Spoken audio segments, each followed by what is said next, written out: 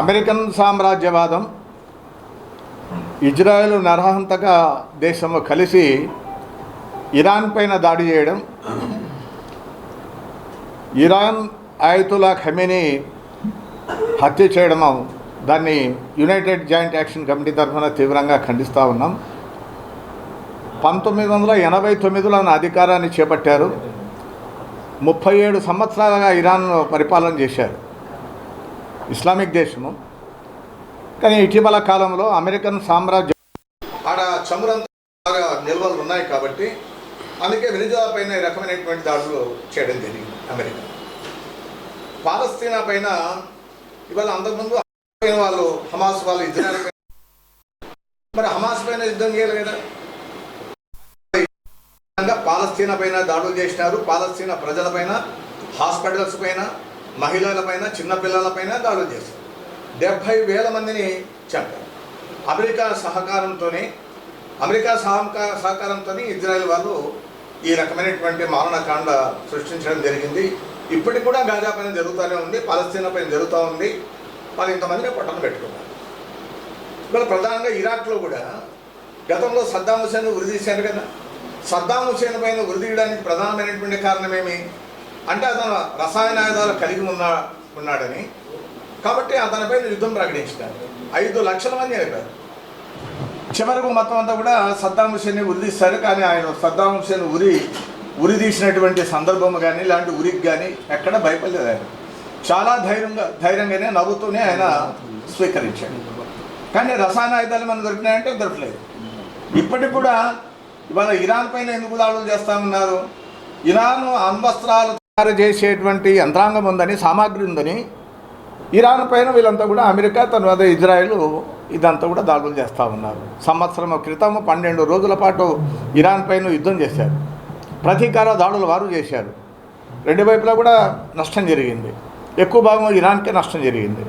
కానీ ఇప్పుడు జరుగుతున్నటువంటి యుద్ధం ఏమి మొత్తం అంతా పశ్చిమాసియా అంతా కూడా అట్టుడికిపోతూ ఉంది. ఒక పక్కన రష్యా ఉక్రెయిన్ యుద్ధం జరుగుతూనే ఉంది. ఇంతవరకు కూడా ఆ మంటలను ఆర్పేటువంటి పరిస్థితి కనపడంలా. యూరోపియన్ కంట్రీస్ అన్నీ కూడా ఉక్రెయిన్కి మద్దతు ఇస్తూ ఉన్నాయి. రష్యా పక్కన ఉన్నటువంటి దేశం అది ఉక్రెయిన్కి సహకరించడం వల్ల మొత్తం అంతా రష్యా పైన యుద్ధం జరుగుతుంది. రష్యా కూడా ఆ రకమైనటువంటి యుద్ధం జరుగుతూనే ఉంది. మరణిస్తూనే ఉన్నారు, చనిపోతూ ఉన్నారు. దాంట్లో యుద్ధం వల్ల పరిష్కారం కాల. కానీ ఇప్పుడు ఇరాన్ పైన ప్రధానంగా ఖమేనీని చంపాలని, యుద్ధంలో ఎవరైనా మరణించవచ్చు. కానీ వాళ్ళ టార్గెట్ ఏమీ వారిది మీరు బాగా గమనించగలిగితే, ఒకవేళ వాళ్ళ లక్ష్యం ఎట్లుందా అంటే నాయకుల పైన పెడతా ఉన్నారు.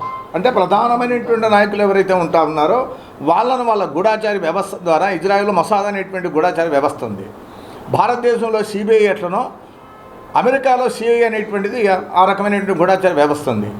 నెలల పాటు, సంవత్సరాల పాటు అంతా కూడా నిఘా ఉంచి వారు ఎక్కడుంటా ఉన్నారు అంతా కూడా కన్ఫర్మ్ అయిన తర్వాత అంతా కూడా దానికి ఇచ్చేసిన తర్వాత ఈ దాడులు పూనుకుంటా ఉన్నారు. ఇరాన్లో కూడా ఖమేనీని ఆ రకంగా 86 సంవత్సరాల వయసు ఉన్నటువంటి ఖమేనీని చెప్పడం వల్ల ఇది ఏ రకంగా పరిష్కారం అని మేము అంటాను.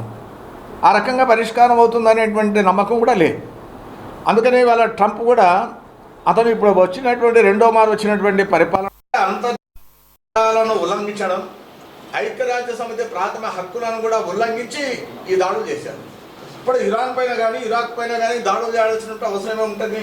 వాళ్ళ సార్వభౌమత్వం పైన దాడులు చేస్తామన్నారు. మీరు ఆ దేశంలో సమస్యలు ఉంటే ఆ దేశంలో వారు పరిష్కారం చేసుకోవాలి, లేదంటే ఐక్యరాజ్య సమితి పరిష్కారం చేయాలి, లేదంటే అంతర్జాతీయ చట్టాలు ఏవైతే ఉంటే వారి ద్వారా అది పరిష్కారం కావాలి.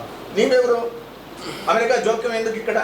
అందుకనే అమెరికా పెద్దన్న పాత్ర వహిస్తుంది. సామ్రాజ్యవాదాన్ని విస్తరించడానికి తన దగ్గర ఉన్నటువంటి సైనికీకరణ చేస్తూ ఉన్నాడంటే మొత్తం తన ఆయుధంగా అమ్ముకునేటువంటి ఒక వ్యాపారంగా ఇదంతా కూడా చేస్తూ ఉన్నారు.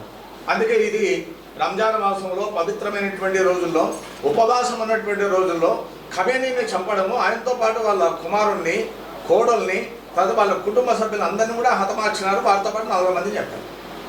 ఇది ఇప్పటికి పరిష్కారం అవుతుందని చెప్పి మేము అనుకోవడం లేదు.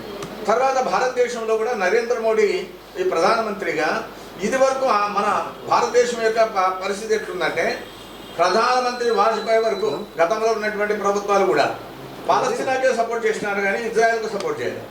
కానీ కూడా నరేంద్ర మోడీ రెండో మరి ఇజ్రాయెల్ పోయినాడు. ఇజ్రాయెల్ ఇప్పుడు ఏమంటారు, ఆయన వాణిజ్య ఒప్పందానికి పోయినట్టుగా ప్రకటించారు. వాణిజ్య ఒప్పందం చేసుకుంటాను, సుంకాలకు సంబంధించిన ఒప్పందం చేసుకుంటున్నాం అంటా ఉన్నారు. అది ఫాదర్ ల్యాండ్ అని ఇజ్రాయెల్ని, భారతదేశం మదర్ ల్యాండ్ అని చెప్పి ఆయన ఆ రకంగా వర్ణన చేసినాడు. ఏ రకంగా అది ఫాదర్ ల్యాండో మనకు అర్థం కాదు. అందుకని ప్రధానంగా వారితో చేతులు కలపడం అనేటువంటిది చాలా అన్యాయమైనది, ఇది ఒక దుర్మార్గమైనటువంటిది. అందుకే భారతదేశ యొక్క ప్రభుత్వం నరేంద్ర మోడీ ఈ యొక్క జరిగినటువంటి ఇరాన్ పైన జరిగినటువంటి దాడులను ఖండించాలి. భారతదేశం యొక్క ఔన్నత్యాన్ని కాపాడుకోవాలి, భారత యొక్క సార్వభౌమత్వాన్ని కాపాడుకునేటువంటి పద్ధతుల్లో ఉండాలి. మనకు ఆది నుంచి కూడా రష్యా మనకు సపోర్ట్ చేసింది, ఇరాన్ నుంచి మనకు చమురు దిగుమతులు చేసుకున్నాము. ఆ రకంగా మన భారతదేశం అభివృద్ధి కావడానికి చాలా అవకాశం ఉన్నాయి. కానీ అమెరికా వల్ల, ఇజ్రాయెల్ వల్ల మనం ఎప్పుడూ అభివృద్ధి జరగలేదు. అందుకని దీన్ని ఈ యుద్ధాన్ని, ఈ యొక్క మారణకాండను తీవ్రంగా ఖండిస్తూ ఉన్నాం. ఇవాళ ఆయుధుల్లా ఖమేనీని చంపడం అనేటువంటిది చాలా అన్యాయమైనటువంటిది, దుర్మార్గమైనటువంటిది. దీనికి నిరసన వ్యక్తం చేస్తూ ఉన్నారు. ఇవాళ ప్రధానంగా మొత్తం ప్రపంచంలో అన్ని చోట్ల కూడా నిరసన కార్యక్రమాలు జరుగుతూ ఉన్నాయి. భారతదేశంలో కూడా ప్రధానంగా జమ్మూ కాశ్మీర్, హైదరాబాద్ లాంటి ప్రాంతాల్లో, పెద్ద పెద్ద నగరాల్లో నిరసన కార్యక్రమాలు చేస్తూ ఉన్నారు. అనంతపురంలో కూడా ఇలాంటి కార్యక్రమాన్ని, నిరసన కార్యక్రమం చేపట్టాలని చెప్పి అనుకుంటా ఉన్నాం. మా ప్రెస్ మీట్ అయిన తర్వాత ఇక్కడ ఉన్నటువంటి సభ్యులమంతా కలిసి మాట్లాడుకున్న తర్వాత ఫర్దర్ కార్యక్రమాన్ని, భవిష్యత్తు కార్యక్రమాన్ని కూడా మేము చేపట్టాలని చెప్పి దానికి కార్యాచరణ రూపొందించుకోవడానికి ప్రయత్నం చేస్తాం. ఎప్పుడు అనుకున్నారు డేటు? ఈ వారం లోపల, అంటే ఈ వారం లోపల అంటే 4-5 రోజులు.